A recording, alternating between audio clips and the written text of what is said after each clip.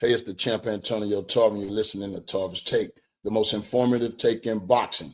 Just remember where you heard it first. I want to dive right in. It's the recap, man. I'm going to bring my guy in, Slim God, just a minute. But PBC and Prime Video brought a major pay-per-view this past weekend, man, where we saw some guys in some real heated battles, contested fights, some knockouts, and we had some breakout performances. And we're going to detail all those in just a minute. Let me bring my guy on, Slim God, here in a minute. Let me, hold on. There we go. What's happening, Slim? How you doing, my man? What's up, brother? Yeah, we back at it again, man. It's the recap. We're going to start with Frank Martin. How was the fight, by the way? Did you get a chance to see the fights? Yes, sir. Love how Frank Martin showed up for his comeback fight. Yeah, he came back, man, in real raw fashion, bro. He had a real veteran in front of him in Rances Barthélemy, the Cuban sensation and standout. But I knew, man, coming in at 40 years old, he was past his prime, and it was just a real gauge to see where Frank Martin was at. And Frank Martin brought the right energy, set him up with a beautiful 1-2 after really using those fill-out rounds to get his timing down, and he executed flawlessly, man. And right now at that 140-pound division, man, Frank Martin stamped his name in Slim last night. Saturday night. What's your take on Frank Martin getting back in the winning circle, and what does his future look like, and who would you like to see him with here in the near future, that 140-pound division? I can't say right off the top of my head who I want to see him against at 140, but he looked good at 140. I feel like Frank Martin always had some power with him, though. You know what I mean? I love the way a comeback fight should look like that. You know what I mean? He did what he was supposed to do with what he had in front of him, a vet to show that, hey, man, one loss don't define me. He came back, he showed up, he got the knockout in the 4th round, and he looked good. Yeah, 140 looked like it suits him, bro. And like I said, that 140-pound division is heating up. It's really heating up. So again, man, we're going to look forward to Frank Martin and see what he got out there next, man. It's a lot of guys out there around that 140-pound division that can give him some work. So, Frank Martin, man, congratulations on a real impressive victory. For sure. And up with next was Shane Mosley Jr., man. I was really pulling for Shane Mosley. I knew that was the one for him to win, to really position him to get a title shot. But it wasn't meant to be, man. I told you Jose Ramos Jr. wasn't going to give it to him lightly, wasn't going to give it to him at all. So he really fought back. Shane had his moments, but it was just the clean shots it looked like Shane couldn't get away from at any part of the fight. And I think if he would have had some defensive wrinkles in his bag, he probably could have got out front and cruised to a boxing match if he could have avoided some of those shots. What do you think about that? And where do you think Shane Mosley Jr. go from here? What I thought was he did too much fighting and not enough boxing. And while he was fighting, he wasn't winning the exchanges. So, like you say, he was getting caught with clean shots, too many clean shots. And I don't feel like he could get his distance right and his timing right, in my opinion. Where do we go from here? I mean, it's boxing. You know what I mean? Yeah. You one fight away from getting yourself back in the game. You know what I mean? So I don't think he's out. I don't think that take him out of boxing, but it does, put him behind the 8 ball a little bit. Yeah. Because he needed that win. He really needed that win. He falls now to 22-4 at 34 years old. Still a valuable name in the game because, he has a legendary father. That name's going to always ring out there. And, hopefully he can get back, back to the drawing board, really tighten up on some defense and maybe go at it again. But it'd probably be big name for him from here on out. It has to be a contender, ex-champion, somebody like that'll keep his name in the lights. You know what I mean? And I just hate that, by the looks of it, he may not ever get a shot at becoming champion. And then you feel me, kind of feel bad for those guys like that. But man, he fought with a lot of heart, a lot of grit, and Jose Ramos Jr., man, stays in the thick of things. Like, he only had that one loss against my man from Orlando, Lubin. So, he's still gonna be causing some problems because he's a big guy at that weight, man. And don't really have knockout power, but he got a chin, you know what I mean? And that a lot of time beat most of these guys, just having that granite chin. And it was old man Lara, man. Old man hey, old man Lara did it. He danced to his own tune all 12 rounds, and he boxed like a veteran was supposed to. But man, I just really would have loved to have seen him and Jenna Beck go at it for unified championship, for light heavyweight unified championship. But Lara's still there, man, still making these guys look average because he just have an IQ that jumps off the page. He still can box at his own timing, and if he can lull you to sleep like that, he can put anybody behind the 8 ball. What do you think about Erislandy Lara, man, continuing to defend at the ripe old age of 42? And we know we've seen this before. We've seen it before, but Lara right now represents with you. Right now, Lara representing, bro. I think performance with last-minute replacement Joan Gonzalez, who really didn't bring a lot of power to the table. Well, the power was there, but name brand, he just didn't have it. He had been stopped already by Jose Ramos Jr., and so we expected Lara to do pretty much the same, but Lara got some rounds in, and he just took his time like a masterful boxer that he is, Slim. What's next for Lara, man? And can we see him maybe getting that rematch with a guy like Canelo or even a guy like a long shot, Bud Crawford or something around the 168, 60 pound? What's next for Lara? I think old man Lara looking very youthful. He's a master boxer. Like you say, he's a technician inside the ring. His IQ is next level. And he's always been a tough out for anybody he fight. You know what I mean? Always poised, always sharp, always on his A game.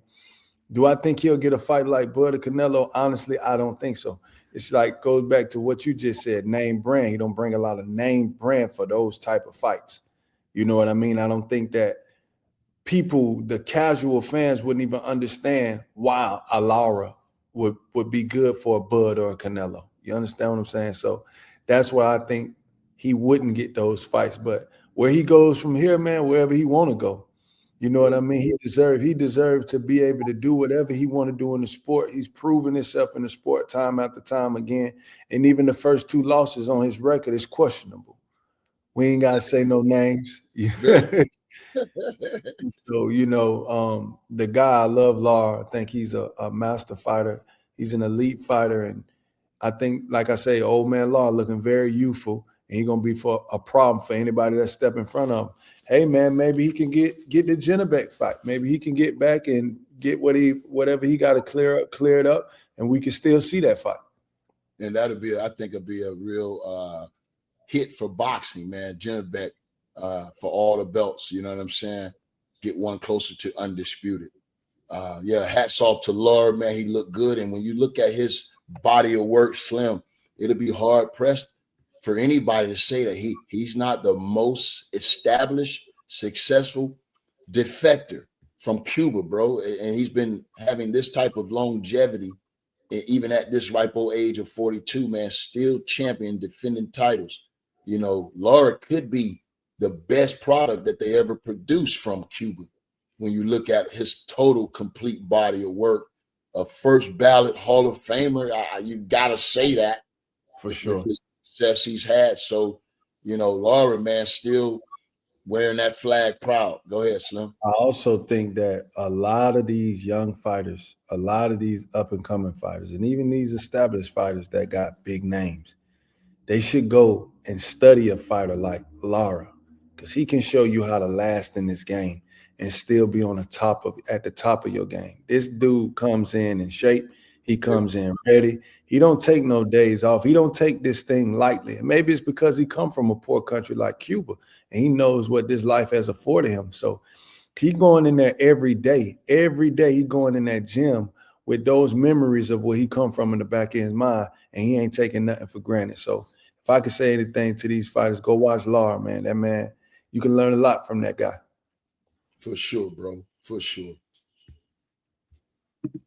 And up next, man, it was the co-feature. The co-feature, man, it was a hell of a fight, man. Ashaki Icewater Foster goes to 24-3, 12 knockout. He wins the vacant WBC interim lightweight title in a breakout performance. I'm going to call it slim against two-division champ Stephen Fulton Jr. at 23-2 now. I was impressed by what I saw from Ashaki Foster, man. I told you the poise, and he stayed in his form. I think a lot of young fighters can learn from that too. You know, he never got outside of himself, man, stayed on balance. And like I say, Icewater is fitting for his moniker because he fights as if he's cool under pressure, and he didn't let that pressure get to him. He kept Fulton on the back foot for the most part.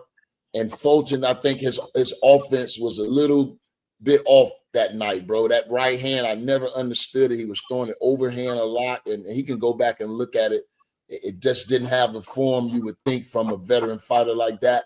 And Foster controlled the whole outing. And now, bro, that interim lightweight division, bro, that's that 130-pound division. 35-pound division. He bring his name to the table. It's a hot division. I don't know where Stephen Fulton Jr. goes from here, but Ashante Foster, man, he's hot right now. What you think, Slim? This young man got everything out there in front of him. What do you think about his style, number one, and what's his future looking like? Man, I like the fact that the kid want all the smoke. Yeah. He ain't dodging nothing. He confident. You know what I mean? Like you say, he paused. He stayed in his form. He kept his distance. He used his jab.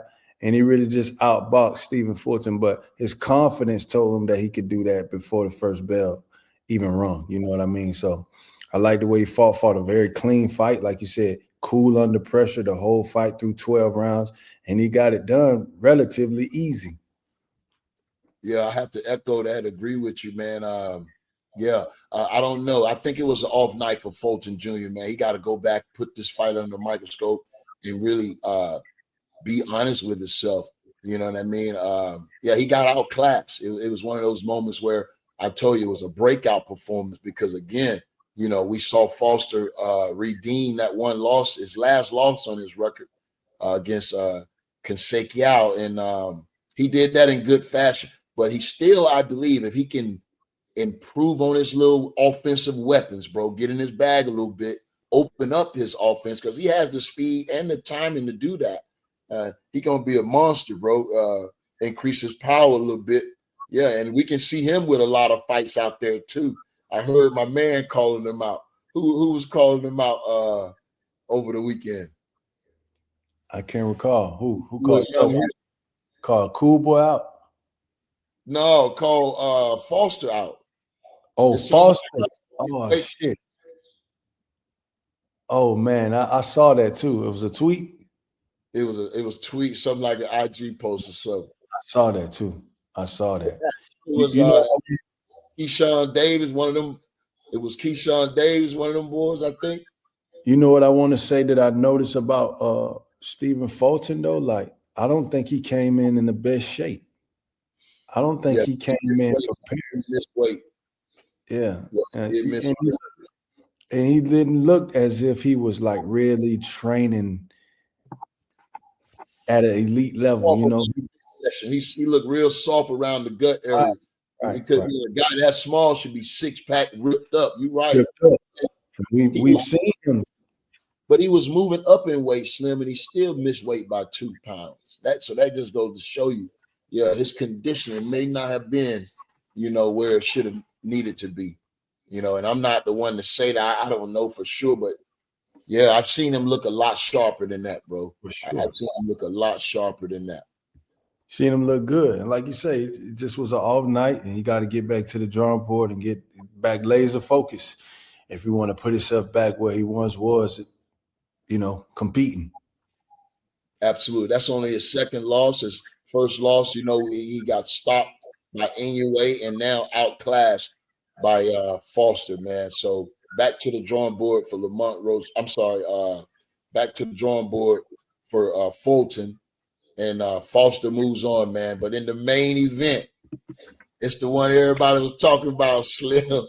And I knew this was going to be a hell of a fight when they made it, man. And it didn't let us down, bro. It didn't let us down. This fight had everything, knocked down in the second or third. I think it was the second round.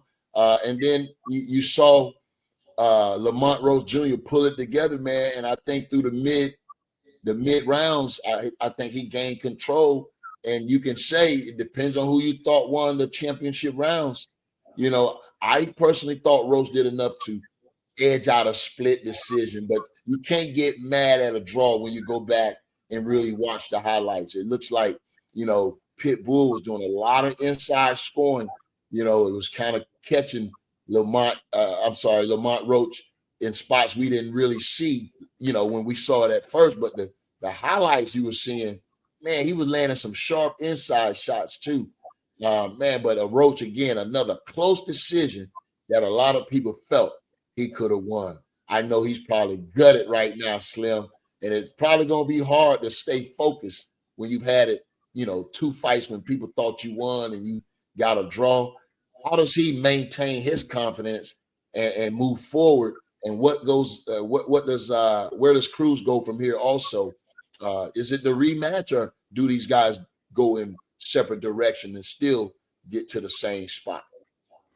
For Roach, how he deals with this is what are you playing? Are you playing for right now? Are you playing the long game? This is just a part of your journey, a part of your story. This just push you to get better. This just push you to get greater. This just push you to go work on that extra gear that you need to get those close fights.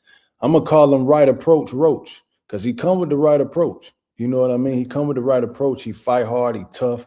He gritty. He can fight inside. He can box. He got the right approach. He got everything. But he has to understand, like in this game, you got to win the fight. You got to win the fight. You know about that, champ. Yeah. You know about that. They don't want to give you these close fights, even if the majority feel like you earned it. It's some people, like you said, that ain't mad at that draw. I ain't arguing with the draw, because when you go back, like you said, he was catching them with a lot of short shots, and they look like big shots. They look like big shots. So I can understand how the judges could be scoring that. You know what I mean? Roach, what I feel like he could have done in those later rounds was create a lot more separation. Right. You know what I mean? If you want to ask who the winner is, I would say Roach. But he gave Cruz too many opportunities to make the judge say, you know what I mean? Because he was fighting with this guy. You can't fight with that little motherfucker. He a pit bull for a reason. They call him pit bull for a reason. And he gonna lock them jaws and he gonna shake. Yeah. He ain't going nowhere. I thought, and I was live, man. I was telling myself, he fighting, he trying to get it too soon. You know what I mean? Let it marinate a little bit. I think he opened up a little bit, and as soon as he started exchanging with Pitbull, that's when Pitbull clipped him, bro. And I said, man, he's in jeopardy of doing that. And I felt it. If he would have waited probably 2 to 3 more rounds before he opened up, he probably would have had Pitbull a little bit more frustrated, a little bit more desperate, because he probably would have got out front with him boxing like he was. And I felt like he abandoned that boxing a little bit too soon and he got clipped. And I think most fans thought that Pitbull won the fight right then and there, not knowing that the fight wasn't even far. The fight was far from over at that time. Right. You feel me? So, scoring wise, it was close. One judge had it 115. What was it? 115, 111, Cruz, and 2 judges had it 113, man. Like you said, he got to get in a little bit more better shape and learn how to really control those rounds a little bit more. You know what I mean? He could have won a few rounds, not even winning by much, but just winning them convincingly and spread it out a little bit. I thought he abandoned the boxing a little bit too soon, and that allowed Pitbull to get those big shots off. And when the judges see Pitbull landing those type of shots, your head snapping and all that, they definitely gonna give him credit for those rounds, man. Being the aggressor and being having that type of success. I think a lot of these young fighters got to go back and watch y'all, man. Some of the guys from the old school and understand when you come in with your game plan, stick to it. Don't let the pressure of social media, don't let the pressure of the crowd bait you into fighting a fight. That ain't the fight that you fight. You know what I mean? Like, I think that because it's Pitbull, they like, oh, you gonna stand in there and fight Pitbull? You ain't tough enough to stand. I'm gonna show you. I can stand in here and fight Pitbull. I'm gonna show you that I'm on that level. But you don't have to do that. You always said, Slim, a lot of these guys can make these hard fights easy. They got to learn how to do that. For sure. You can't worry about, now I'm not saying go in there and run all night, but fight a smart fight. Execute a game plan. Don't let nobody bait you into fighting their fight. A slugfest is Pitbull's best fight. Yep. You can't beat him at that. You know what I mean? And that's what it looked like when we saw Lamont Roach taking those punches. It looked like a slugfest. So, of course, any judge is going to say he won that round. He won that round, even though we know as pure boxing fans, and you know as a 5-time world champion that he didn't win those rounds just because you saw two haymakers land. But those two haymakers on the screen look like you said, he won the fight. Right. Yeah. Right. You're absolutely right, Slim. Yeah, it was. I don't think it really damaged neither one of these guys' careers. I think they still right there in the championship picture. When you talk about contenders, these are two real contenders to the title. And I wouldn't be surprised if both of these guys find themselves in title contention again. You know what I'm saying? So there you have it, man. We just broke down Fight Night that came to you from Frostbank Center, San Antonio, Texas, brought to you by PBC Pay-Per-View on Prime Video, man. It was a successful night. The crowd looked energized and energetic. Looked like they had a sellout crowd, man. And sure. Their stock went up too, champ, if you ask me. For sure. Roach stock went up. Both Saturday. Guys did, bro. And Pitbull for sure. He is an exciting fighter to watch. But their stock went up. I don't think, like you said, they didn't lose nothing. They gained a lot. And we're looking forward to seeing both of those guys back. There you have it. You've been get Tank back first. Yeah, right. Yeah. We wanted the winners to see who was going to be the number one guy waiting on Tank. But now they still got unfinished business. Maybe we get the rematch. Maybe we see one of these guys in with Tank next. Who knows, man? There you have it. You've been listening to Tarver's Take, the most informative take in boxing. Just remember where you heard it first. Slim God. I'll see you the next time, man. All right, champ. Until the next time, stay tapped in. We'll talk to you then.